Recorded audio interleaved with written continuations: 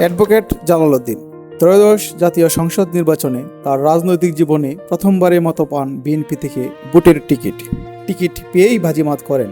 তার নিকটতম প্রতিদ্বন্দ্বী জামায়াতে ইসলামের মোহাম্মদ শফিকুল ইসলামকে 22,000-এরও বেশি বিশাল ব্যবধানে পরাজিত করেন।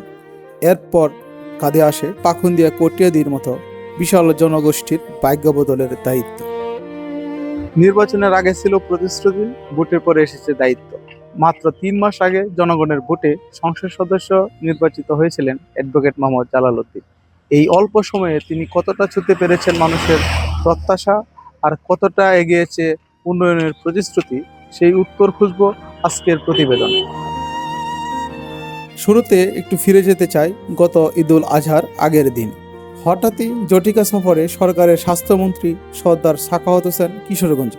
প্রথমেই হাজির হন পাখুন্দিয়া স্বাস্থ্য কমপ্লেক্সে, আর সেই সুযোগটাই যেন লুফে নিলেন অ্যাডভোকেট জালাল উদ্দিন। পাখুন্দিয়াবাসীর জন্য আবদার করে বসলেন একটি নার্সিং ইনস্টিটিউট। স্বাস্থ্য বিভাগের অভিভাবককে যেন ফিরিয়ে দিতে পারলেন না। আশ্বাস দিলেন প্রধানমন্ত্রীর কাছে তুলে ধরবেন তার এই দাবি।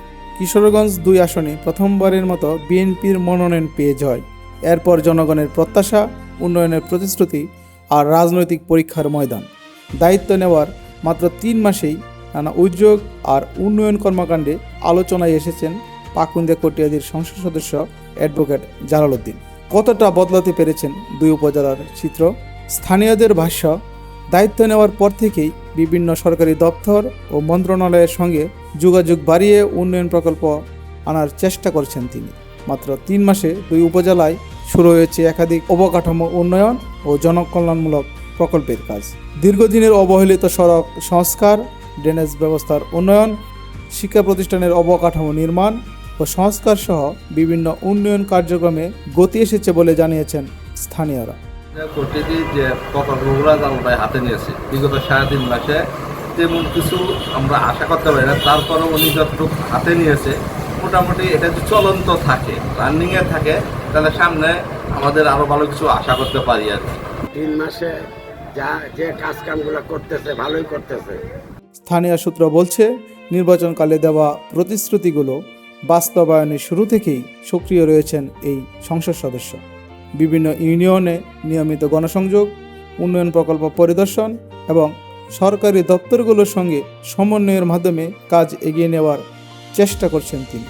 ফলে সাধারণ মানুষের মধ্যেও তৈরি হয়েছে নতুন প্রত্যাশা।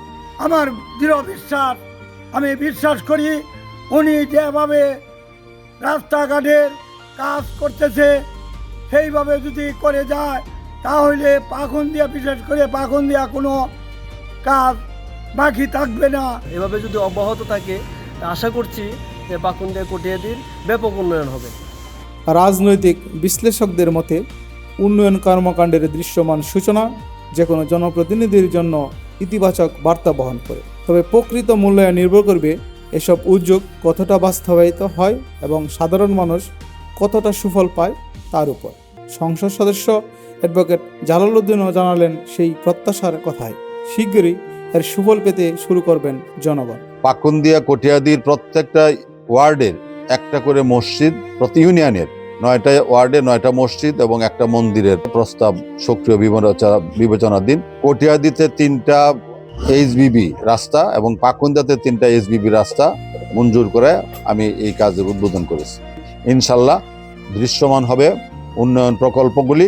আপনার আগামী এই অর্থ বছরই আপনারা এগুলি দেখতে পারবেন এবং জনগণ উপকৃত হবে, দেশ উপকৃত হবে, দেশ উন্নত হবে, দেশের মানুষের উন্নতি হবে, এই বিশ্বাস আমার আছে।